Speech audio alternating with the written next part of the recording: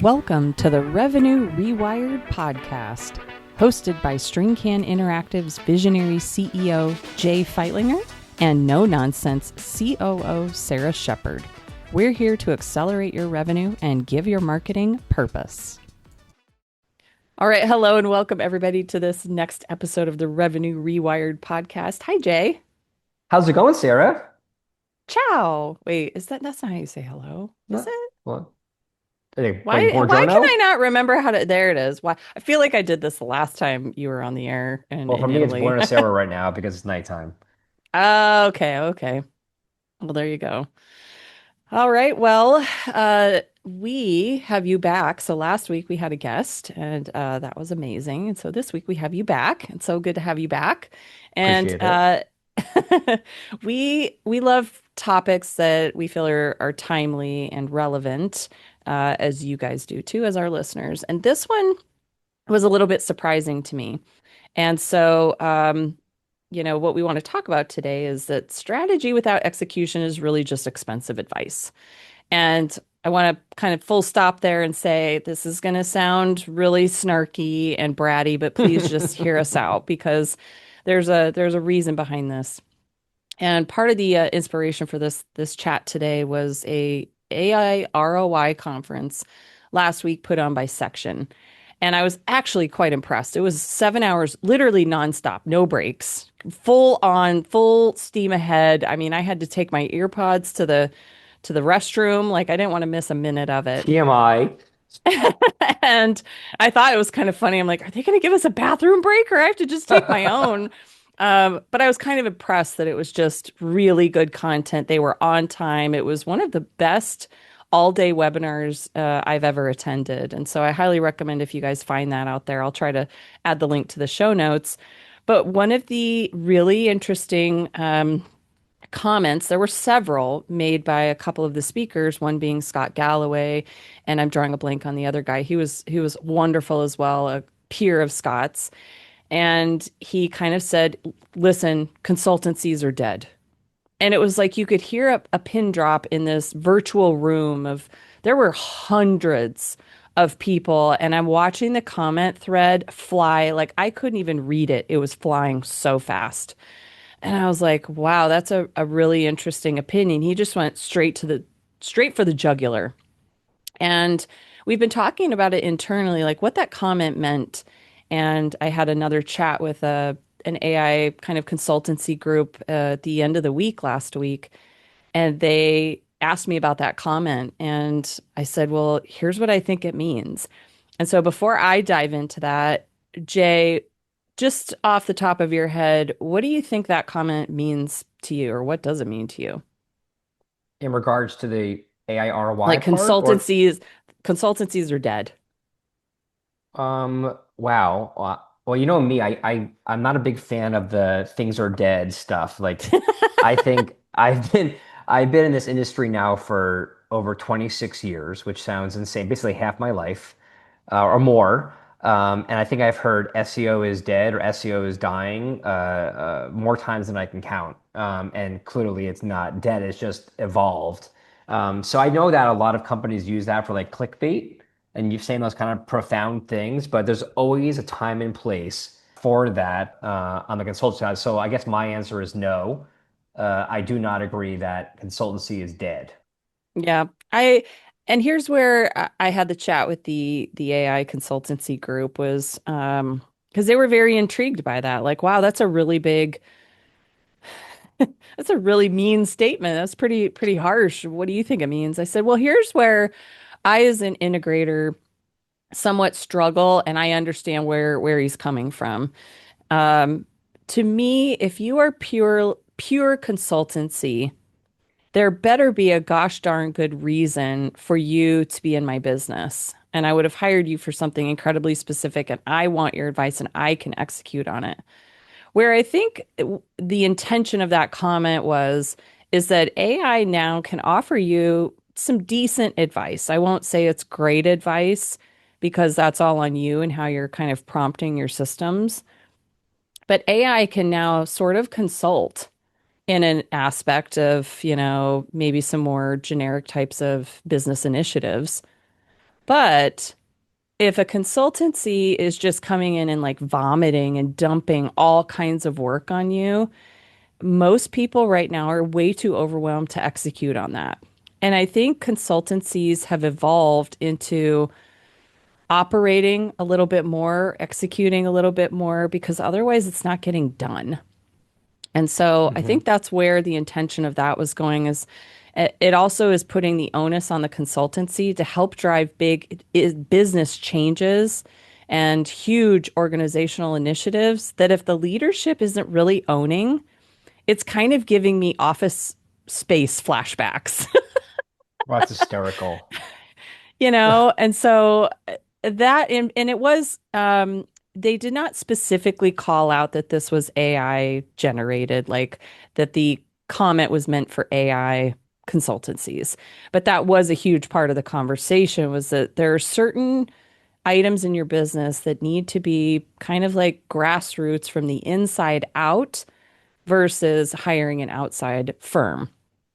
Now, Jay, I think you've had an experience you shared with me about someone who had something similar, a prospect who came to us with Hmm. kind of a similar challenge. Why don't you tell us about that? Yeah, I think again, so first, before I go into that, I think as you're talking, and again, for me, I don't think consultants is a bad word, so I want to make sure that we're aligned there. Again, advisors, consultants, I think it's all just words and semantics. It's all about, really how you're delivering. And I think, for me, there's kind of like, I would say two buckets in regards to companies needing support from an advisor or a consultant. And typically it's either the I don't know what I don't know, which I would say a majority of times we are working with companies in that kind of camp where they know they aren't hitting their goals and they aren't really sure why.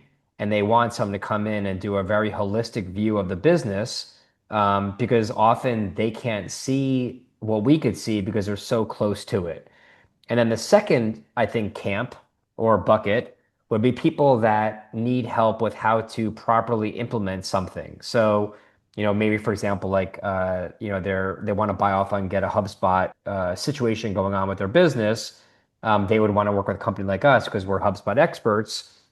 In that situation, it's like they know what the desired outcome is. They just don't know what the best and most efficient path is to get there. So I wanted to share that because I do feel like for me, one of the first things I like to do when I'm talking with the companies, understand really where do they fall? Is it the I don't know, and I'm looking for really smart direction on how best to reach my goals, or I need help with how to get, this thing solved. Now, that being said, we had a prospect, gosh, about a year ago, I think it was, after last summer, maybe not about a year, maybe about half a year ago, that hired a consultant company who delivered them, a typical, 100-page plus report. The client was beyond overwhelmed with it. They had, I don't know, two or three meetings with the consultancy to kind of explain, and they still were overwhelmed. And then basically found out after the fact the consultancy can't execute any of it. They just are there to give advice. And so the client then found us and wanted us to execute it because it had in their AI and HubSpot and it had ABM. It had all these things that we're known for. And so in that situation, I was in a really we were in a tough situation in that scenario because we were hired. We read through the massive report, and I had to be the messenger to communicate that more than half of it can't even be done. And I think that is the part that I think our client was the most upset about is that the consultancy did not do a very good job at, putting things into buckets. What they should have done is said, look, there is a lot of future ideas we have that are very opportunistic that we're going to put in like in a future phase. These are things we want you to be aware of as you're thinking about your 3 to 5 or 10-year plan. These are things you can't execute today. And then here's, the second tier where these are things you can do today, but they're going to evolve or require some kind of change, either upgrading your tech stack or hiring or whatever it might be. And then based upon, the things you have in place, here's kind of like low-hanging fruit, kind of like the things you should do immediately. And this consultancy just said everything sounded like the same weight, all had the same priority, and the client just didn't even know where to start. And that's why I think, when you were telling me about the idea for this episode, that immediately came to mind because that's where I think I'm really proud about the way we look at things. Like we are very opportunistic and we do look for things that the client hadn't thought about before, but we're so beyond respectful and saying, look, these are things that are outside your current abilities, and here's why, and kind of your barriers. But these are things that you can do today, and here's what you should focus on and how to prioritize it, and then translating it into ROI tied into their growth goals. And that's why I think for me, back to your first question on the consultancy, that word being dead. I think it just needs to evolve because now with I think has made consultants that only do like strategy and planning, it made things worse because now they just jump into these AI systems and just say create a plan, and then the system has no understanding of the client's barriers, and it spits out this completely generic thing. And that's where I think a good consultancy are the ones that take into factor not only the client's internal variables, but also external factors as well. Yeah, and I think that's like the difference right there is the ones that we've worked with or that we've seen really succeed in this space are the ones that hold their clients accountable. And that can be challenging, but it also can show you where you have opportunities to help the client maybe unpack those, quote, low-hanging fruit opportunities and so on, because as you get to know them and understand their limitations, because it's not that the will isn't there. The will is there, the capacity is not. And you Hmm. have to work with that. And I think that can be a big challenge to understand that, but it's also how your consultants see your ideas can find success is they're not going to go anywhere if they feel too big for anyone to achieve. And I have to question you like, well, is one of the reasons why we can have this conversation because as the visionary, you are able to kind of like really see the strategy. You and Steve are really excellent at that. And then, we've got me on the integrator side. And I've always kind of wondered if that was maybe a little bit of a leg up and where agencies can seem like consultancies and in a sense they are in the beginning. They're consulting you on how to run your marketing initiatives. But I wonder if, and I'm not trying to toot my own horn, it might sound like Yes, you it, are. but I'm wondering like if a consultancy can also um, work better if someone inside the organization on either side has that owner, operator, executor mindset. And I'm wondering Yeah. if that is part of the reason. Like, do you remember with that prospect, if part of the overwhelm was that they were the visionary and they didn't have anyone on their end to even unpack and execute this? Yeah, I 100% agree with you. And again, I do credit you. Again, let's toot your horn here because you are definitely a huge factor in this. Before, we partnered together, gosh, how many years ago? Let's say it was 10 or whatever the time frame was. I often could think very big picture. And I feel like anything is possible, which I think is a blessing and a curse regarding how my brain works. And I know for a fact, and you probably remember it better than me. I'm trying to not remember those examples, but there's been numerous scenarios where I had some big ideas, and I didn't think through properly what is realistic or not. And that would be not just financially, but also resource wise, where I might have a big idea about a thing I want us to do, and I'm like, oh, this person on our team would be amazing at that. And you're like, that person is at full capacity for the next 3 months. So in 4 months, we can have this conversation. I'm like, okay.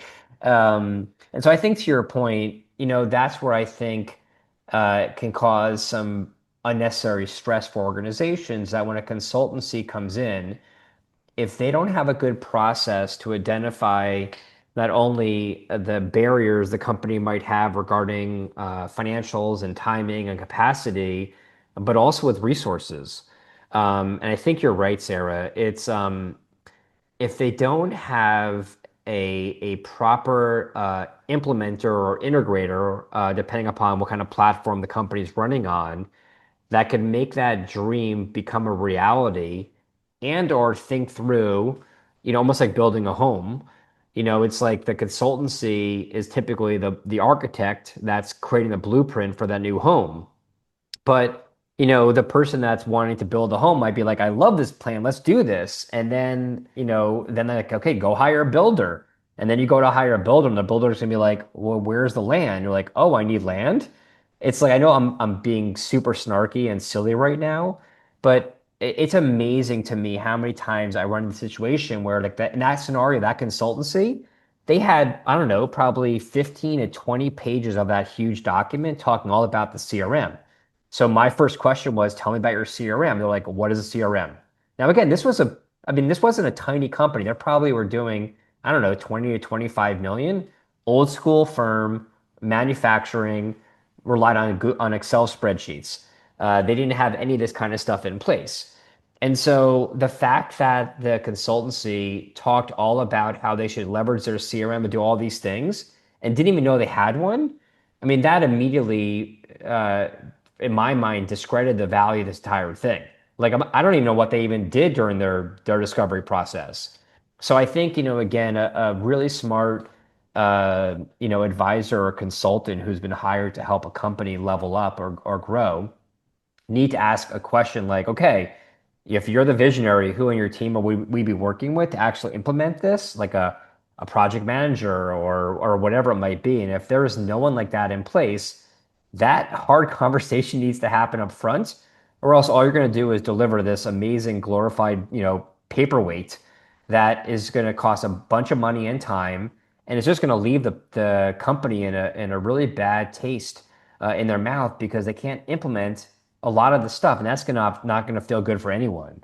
That's why I think for us, when we launched the business, in 2010, we wanted to be positioned as a very strategic agency, but execution from day one has always been part of our DNA. And I think, there has been numerous times, as you know, Sarah, we'll recommend to clients things that we don't do in-house or in our wheelhouse, but we know it enough to be dangerous. And we can obviously recommend a great partner to help execute that if it's not within, our world. But I think that's appropriate as long as the client understands, again, the priorities of what they should do today versus tomorrow. And I like that because I think, if we can offer some advice here on this, because if you're in the middle of it or you've been an experience ever of this, an experiencer of this, then it's kind of like, yeah, I'm feeling this pain. Like, thanks for bringing it up again. I got PTSD. But Hmm. it's not that consultancies or consultants themselves are bad. There are many companies, in fact, one I've spoken to recently, I know you have, that they do fractional C-suite placements, but only after doing a full business plan audit and making sure that they have the capacity to support this person and they have a long-term plan on how to execute and that kind of thing. And that makes sense. And I think part of that is just being super duper focused, and just being okay to ask those questions. Like, I don't have a lot of capacity on my team, but I really need to know how to help grow my business or whatever the pain point is. And I need your help in that. And also consider what I have available to me, because what I don't want to do is pay money to then still do nothing. And I think that's where to me, the pain really lies is I just paid all this money and I'm still in the same place I was before because nothing changed. Mm. And I think consultants might discredit the power of the small stuff. And right now we're reading the Effortless Experience. And if you guys haven't read it, it's an older book, but it's so valuable in that some of the tiniest things in it mean the most. And I'd say, like, even just some of the really simple things that you might take for granted or even be completely unaware of can make some of the biggest differences in your business. And so understanding how you operationalize the execution of a strategic plan inside the business is probably one of the first things a consultant needs to do is understand what execution limitations do I have, and how can I help them scale positively to keep executing more and more? And I don't know if you agree or disagree with that, or if that's really No, outside I, the I do wheelhouse. 100% agree. And I think again, to kind of to wrap a lot of this stuff up, when I think a little bit about when we work with new companies and talk about what you just talked about a little bit with them, I think the way we do our research and we word the questions in both a visionary and integrator kind of mind, I think it's like let's dream the impossible and let's make the impossible possible. But that's where I think the integrator part comes into play. And I think that's why I think is so exciting about it is like it's like you want to see the end product. And back to that example I mentioned with the blueprint of the architect, end of the day, you want to live in that beautiful home. And if you can't, if you don't have the means with the timing and the financials and the land and all the art examples there, I think you're going to be very, very disappointed. And I think, what we do that I'm really proud about is we ask the right kind of questions and we keep picking at the scabs. Hopefully not as painful as that sounds.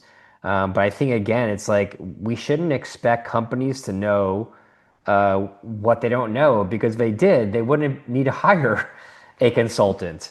And I think that's where I think the smart part needs to be. It's like, let's paint the picture of if we could fast forward a year or 3 years, whatever time frame you want. I don't recommend going much more than 3 years now with how fast the world's moving. But let's say if you could paint the picture of 3 years from now, what this feels like to you, and you get really emotional and get really deep, and understand like not just the financial goals, but what it means for that executive team or the ownership team. I think if you work backwards off of that and you tailor your entire questions and your process and your deliverables and the whole execution around all of that, I think even if you don't, get everything perfect, at least you're going to be a lot farther along than just delivering some generic thing about, okay, you're at, 35 million, you want to get to 50. Here's the $15 million plan to get you there. And it's just a bunch of gobbledygook. And I just feel like it needs to be customized based upon the company situation because, depending upon their resources, like as we know, look at your title, Sarah, the chief operating officer. Just because a company A has one and company B has one, it doesn't mean they're the same. I just really feel like you need to have those hard conversations because just because they're a COO and they should, in theory, be great at operations and project management, some CEOs are more sales and marketing friendly and some are not. And I think you really need to have those kind of discussions to figure out, what is possible or not around these kind of like strategy and execution around that. I think Cam and Harold would agree with that because, it's really a custom role to the organization. And that might be something to consider too. Like, okay, if you are going to hire a consultancy, the first question, or even an agency, is, the execution of that. I think if I'm going to sum this up into what I might ask, if I'm a prospect or a client, I'd say, how will your consultancy bring me clarity in Mhm. every aspect of my business? And if they can't explain it in a way that is like super dumb it down for me and I don't understand it immediately, I then know that I won't be able to execute on it. Because in a way, they're kind of I'd say like a fractional visionary integrator duo in that they need to understand how both work for my organization. And those are the ones we've seen really just night and day blow us out of the water. Agencies like us that have done that, where they can do both. It's quite rare because it's very challenging to do, but it also is a lot of customization, a lot of bespoke work, which is fairly exhausting and rewarding. Mhm. I get asked that a lot. Like, how much do you guys templatize stuff? And I'm like, Oh, oh, we don't. And that's 2%. well, I've actually continued to ask myself, is there a reason why we can't? And I had this chat with that AI consultancy, and I said, even our AI initiatives, there is no way the ones we just rolled out could be templatized. We could use maybe the backbone of it, but it still has to be customized for the client. And that's why they've continued to work with us for so long as we help them in ways that make sense for their very specific business. Like that's But how now, niche now it is. But I think on that note, to be fair to you and the whole team, is yes, our deliverables and whatnot, them themselves aren't templatized, but I gotta say I'm pretty impressed. Whatever it can be, has been. So our process, our procedure, how we work together, the project management, ClickUp, all those things. Like I'm quite impressed, which is why I think we are so efficient at doing these, kind of custom offerings. But as you know, Sarah, I'm not going to name the name, but we have a really good friend who owns a good size agency, and they were very niche, and the entire business is templatized to the point where they have literally have like scripts in place about how they exactly talk to the clients, what they say, how they answer questions. Everything is kind of copy and paste. And that was great until it was not. And so, the first year building all that out was complete chaos. But then year two and three, that worked really well, and they followed that model and they made insane profit. But then, of course, the world changed. And this was obviously COVID I'm talking about. And then now with AI, I just think it's really hard where there's so many variables out of our clients' controls around the world and the market and the economy and all the scary things happen, with, war type of stuff. And there's just so many things going on that you have to be able to adapt. But I do think it is smart that a consultancy on the execution side needs to have some kind of process in place that's proven, or else they're just going to be figuring stuff out on their client's dime. And that to me is not appropriate. So I like that we do work really hard and trying to be efficient about how we implement and execute the strategy. And that's where I think, back to the whole point of this whole thing coming full circle, is I think really, really important to kind of think through regarding how the growth goals and how you're going to get to the destination at mind or that you're seeking. Yeah. Be outcome driven and clear, you Yep. know. Well, Jay, I don't have anything to add to that. That was No, awesome. Really I think we're appreciate good. your perspectives. Yeah. I appreciate Well, you. and Thanks. we always love helping, and I know I offer this, but we've had a couple people take us up on it. And it's been helpful for a few of you. So if you need assistance, questions, even if it's like, how can I figure this out? We'd be happy to provide you maybe some of those questions for a consultant. Email us at podcast@stringcaninteractive.com. All right. Well, ciao. I could say ciao now, You can. Jay. All right. Have a great day, I appreciate you. everybody. Thanks, everyone. Bye. Thanks for tuning in to the Revenue Rewired podcast. Send us your questions to podcast@stringcaninteractive.com and follow us for more insights to drive your business forward.